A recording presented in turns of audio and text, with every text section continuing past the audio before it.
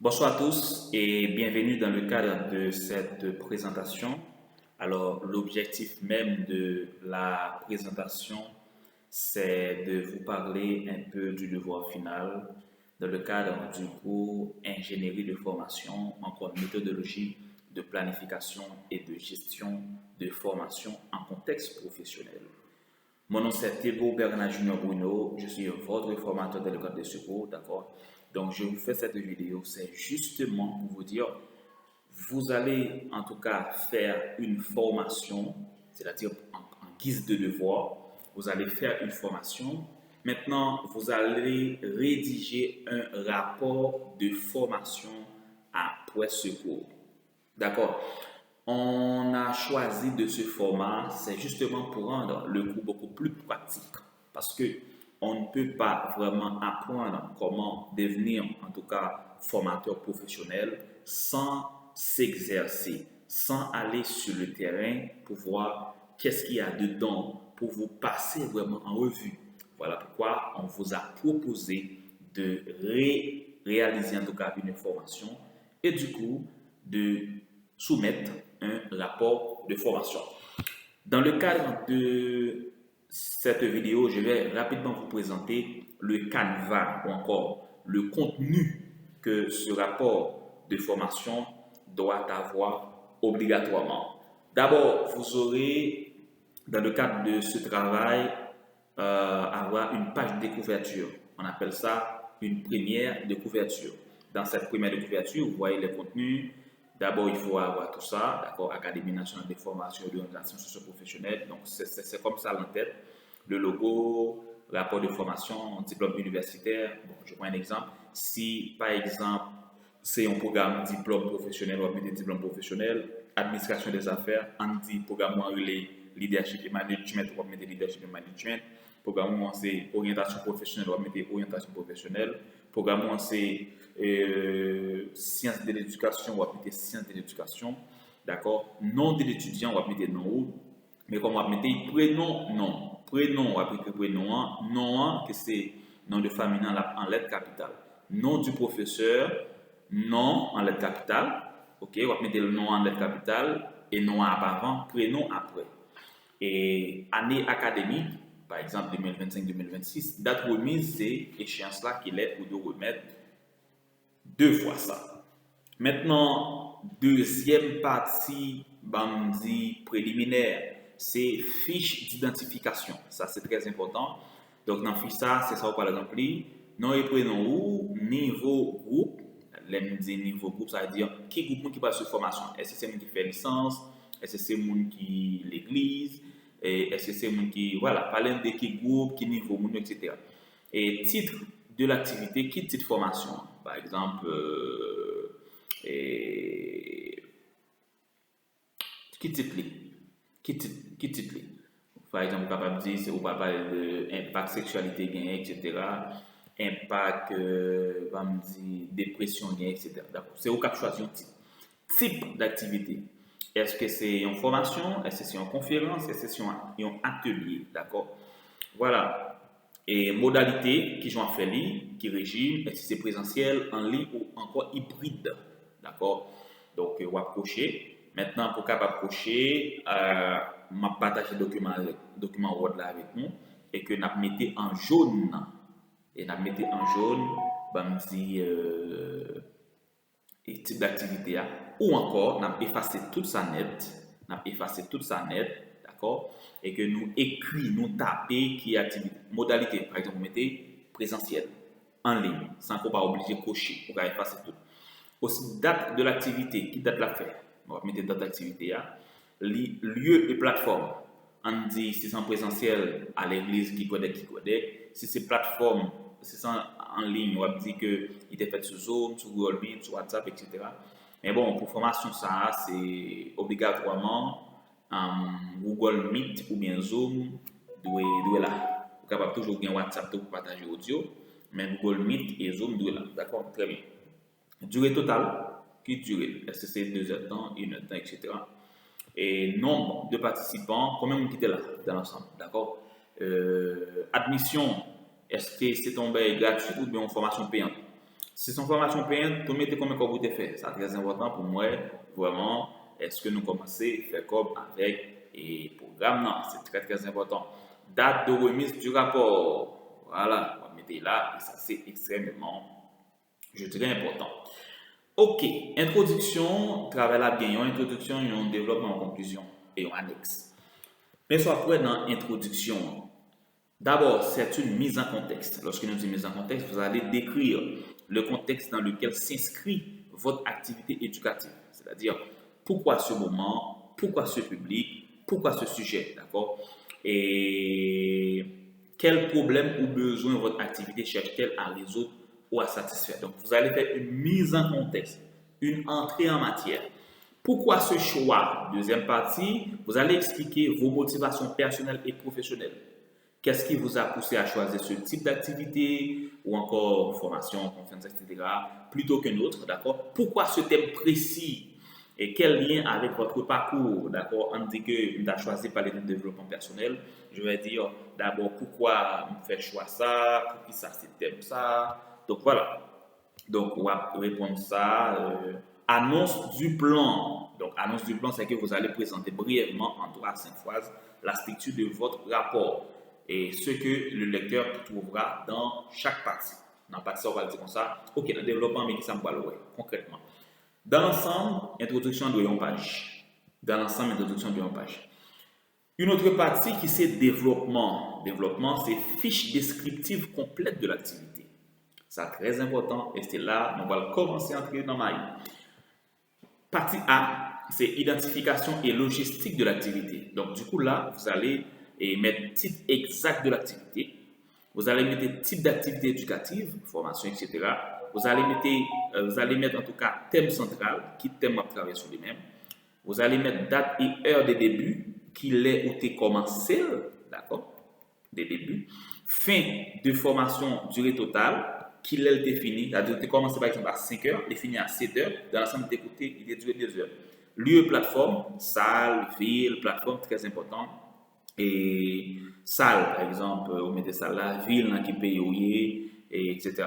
Admission, voilà, gratuite, payante, montant, sponsor, commanditaire, vous mettez toute information. Maintenant, public cible. Public cible, c'est public cible principal qui était attendu, qui m'a souhaité qu'il a. D'accord, profil, secteur d'activité au niveau intellectuellement. Nombre de participants inscrits, combien de monde qui était inscrit, combien de monde qui était là, d'accord. Vous pouvez faire une formation gratuite, et vous dites que voilà, on va faire inscription, combien de monde qui est inscrit, d'accord. Et on va dire combien de monde qui est inscrit dans le lien. Si c'est sans ligne, on fait un Google Form. On a fait un Google Form et puis nous lançons pour que nous soyons capables d'inscrire, pour nous capables de mettre le nombre de monde qui est inscrit. Deuxièmement, nombre de participants présents, on va mettre combien de monde qui est présent. D'accord? On va mettre combien de monde qui est présent. Tranche d'âge dominante, vous êtes capable toujours dire dans Google Form, nous demander dans quelle catégorie l'âge lié. Est-ce que c'est 10 à 18 ans? D'accord? Et à moins de 18 ans. Est-ce que c'est 18 à 25 ans? 26 à 35 ans, 36 à 50 ans et même plus. D'accord? Donc, du coup, là, on va essayer de cadrer en fonction de tout cela. Et donc, voilà, niveau d'études dominant. Niveau d'études dominant. Donc, voilà, monde qui va sur formation, c'est qui niveau études? Monde qui va sur formation, c'est qui niveau études? Est-ce que c'est monde qui fait primaire, secondaire, licence, master, doctorat, professionnel? Donc, voilà. Donc, on va bien capable. Ou capable de recueillir l'information ça soit dans Google Form, non? Ou bien, vous recueillir l'information ça directement, lorsque vous faites formation, pour que vous soyez capable de parler un petit peu, par exemple, on va faire formation, on prend 10 minutes pour que nous soyons capables de présenter nom, prénom, zone qui va vivre et qui activité professionnelle qui va entreprendre. Et ça, c'est très important. Et pour qui exiger, qu'est-ce que le participant devrait savoir ou maîtriser avant de venir. Ça, c'est très important. Qui ça, mon le connaît déjà? On dit qu'on va faire une formation sur l'intelligence artificielle. Donc, au moins, mon a dû installer déjà une application d'intelligence artificielle. On dit qu'on va faire un atelier sur prise de parole en public. Au moins, mon entendeur me dit qu'à mon micro. Voilà. Brève description du public réel présent. On va dire qui est-ce qui est payé et y a-t-il des profils inattendus. Est-ce qu'il y a des gens qui étaient là ou pas même attendre? Le public correspond. Alors, correspondait-il au public si prévu? Donc, on va faire, formuler un paragraphe, il faut dire comment ça c'était. Maintenant, objectif pédagogique. On va dire objectif pédagogique. Un objectif pédagogique, ça commence toujours avec un verbe d'action mesurable, en tout cas. Maintenant, à l'issue de cette activité, le participant sera capable de, on va dire que en termes d'objectif, après, mais qui sera maintenant capable de faire, d'accord? Donc, c'est toujours un verbe, on va me dire un verbe d'action. On va mettre un objectif général, on va mettre un objectif spécifique, d'accord? Et voilà. Donc, on va mettre l'objectif général là, on va mettre les objectifs spécifiques. D'accord? Voilà. Maintenant, contenu de l'activité. Là, on va lister les grands thèmes ou points traités pendant l'activité dans l'ordre chronologique. D'accord? On va mettre grands thèmes ou traités. Par exemple, titre du point, module, contenu abordé, durée. D'accord?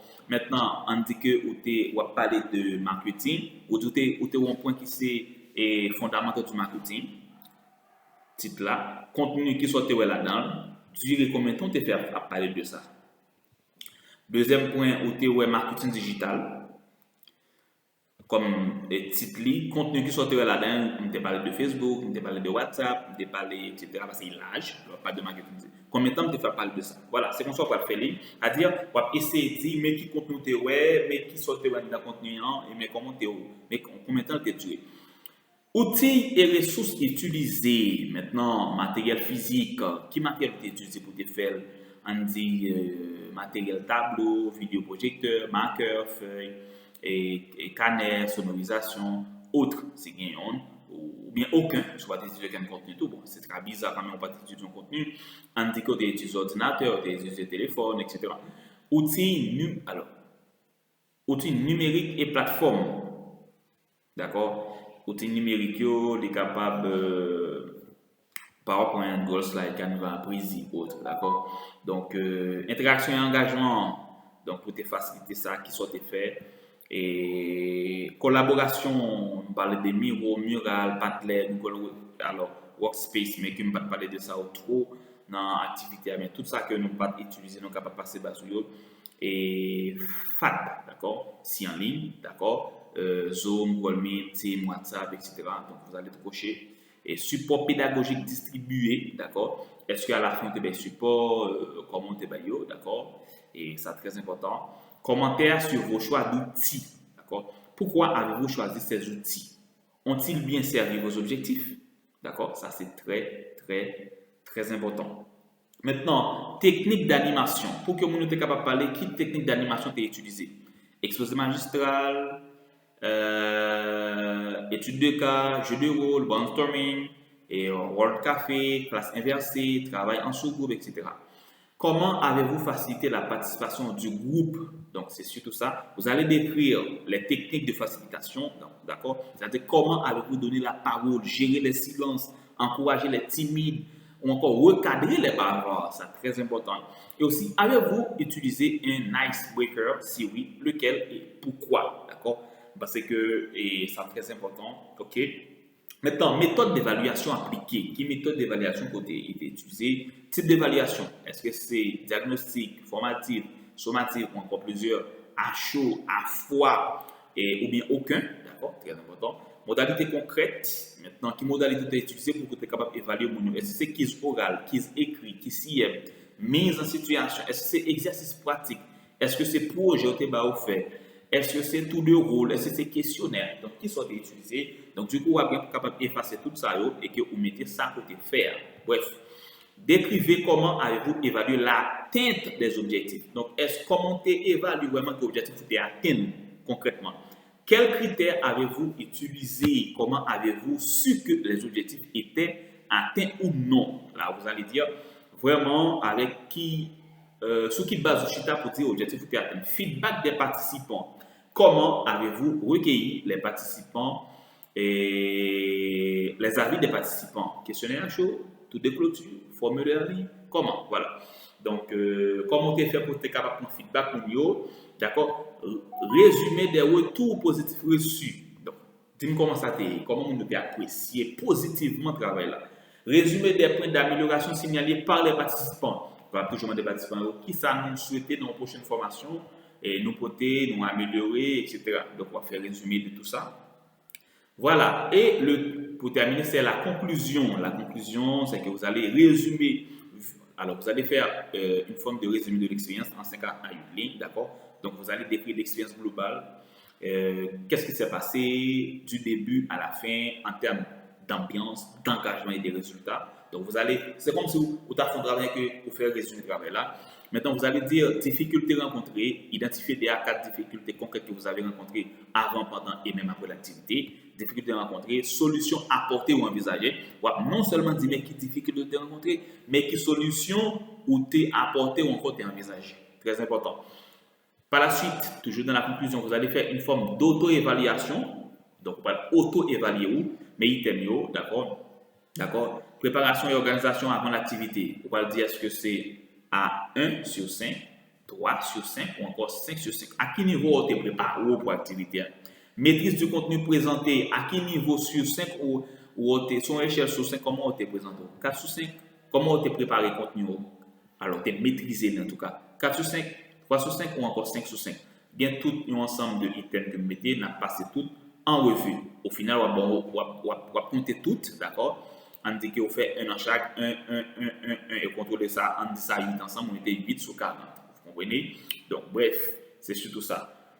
Pour continuer, c'est ce que je referai exactement de la même façon. Qui sont fait ou qui vont et qui va reproduire. Parce que toujours dit, on ne change pas une équipe qui gagne.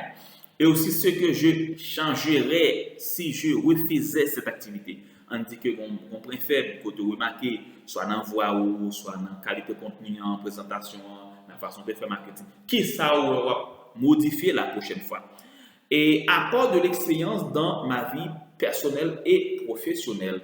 Donc, sur le plan personnel, qui ça ouais expérience à côté pour vous-même? Ou ta formation, qui ça à côté pour vous? Qu'avez-vous découvert sur vous-même en alimentant cette activité? Quelles nouvelles ressources avez-vous mobilisées? Confiance, patience, créativité, leadership et autres, donc ajouter. Sur le plan professionnel, là, nous allons dire moins.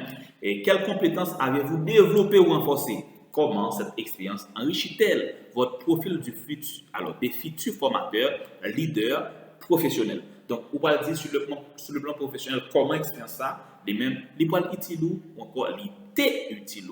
Lien avec le cours que propose Anaforce. Qui lien, dit, expérience sortez faire, contenu sortez voir, gain avec cours que vous suivre là, d'accord, avec tout aspect théorique, etc. Perspective pour une prochaine activité. Si vous deviez organiser une prochaine activité éducative dans 3 mois, que feriez-vous différemment? D'accord? Quel thème, public, format? Donc, si vous faites leur formation, qui soit fait? Qui perspective vous gagnez? Vision à long terme comme formateur ou conférencier. Qui soit bien comme projet? Est-ce que vous avez un projet lancer une activité comme ça? Et qui soit bien comme projet, comme formateur, d'accord? Est-ce qu'il y a une formation, ça va avoir envie pour capable de devenir un formateur professionnel, pour capable continuer à créer contenu, etc. En termes de annexe, ça qu'on peut faire comme preuve, ou pour dans page ça, mettez 3 photos pour nous-mêmes. Si sans présentiel, on va faire photo publique là, avec permission. On va dire, non, m'a fait photo, oui, m'a fait photo, et parce que nous parlons d'un rapport, on va le mettre dans un rapport pour qu'on puisse dire que nous faisons telle activité comme ça, un rapport académique, d'accord? Si c'est en distanciel, en ligne, on va faire screenshot.